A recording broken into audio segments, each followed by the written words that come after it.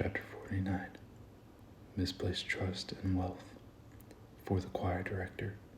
A Psalm of the Sons of Korah. Hear this, all you peoples. Listen, all who inhabit the world, both low and high, rich and poor together. My mouth speaks wisdom. My heart's meditation brings understanding. I turn my ear to a proverb.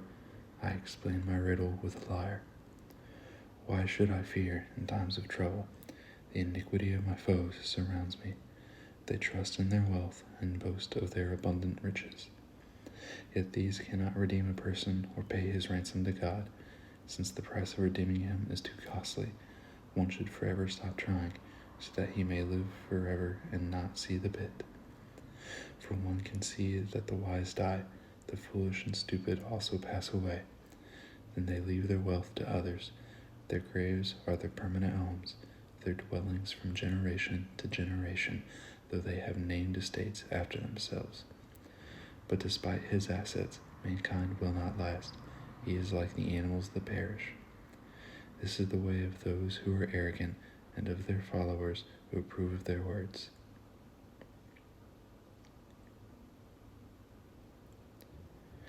Like sheep, they are headed for Sheol. Death will shepherd them. The upright will roll over them in the morning, and their form will waste away in Sheol, far from their lofty abode. But God will redeem me from the power of Sheol, for he will take me.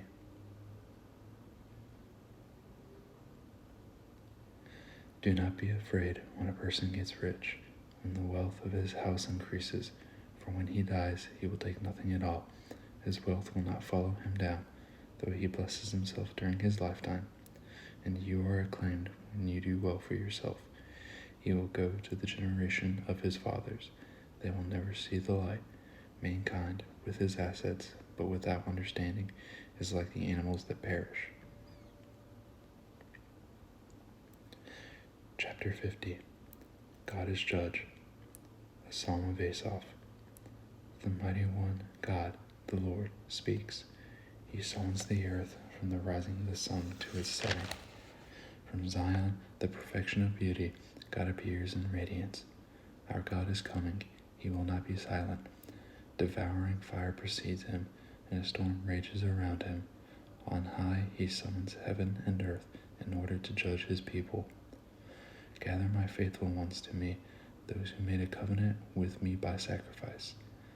The heavens proclaim his righteousness, for God is the judge. Listen, my people, and I will speak. I will testify against you, Israel.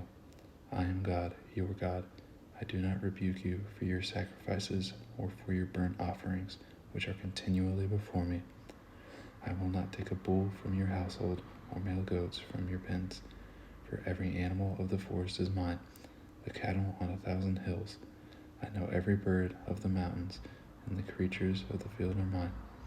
If I were hungry, I would not tell you, for the world and everything in it is mine. Do I eat the flesh of bulls or drink the blood of goats? Sacrifice a thank offering to God, and pay your vows to the Most High. Call on me in a day of trouble, and I will rescue you, and you will honor me. But God says to the wicked, what right do you have to recite my statutes and to take my covenant on your lips? You hate instruction and fling my words behind you. When you see a thief, you make friends with him, and you associate with adulterers. You unleash your mouth for evil and harness your tongue for deceit. You sit maligning your brother, slandering your mother's son. You have done these things, and I keep silent. You thought I was just like you, but I will rebuke you and lay out the case before you. Understand this, you who forget God, or I will tear you apart, and there will be no one to rescue you. Whoever sacrifices a thank offering honors me, and whoever orders his conduct, I will show him the salvation of God. Chapter 51. A Prayer for Restoration. For the Choir Director. A Psalm of David, when the prophet Nathan came to him after he had gone to Bathsheba. Be gracious to me, God, according to your faithful love, according to your abundant compassion. Blot out my rebellion, completely wash away my guilt, and cleanse me from my sin.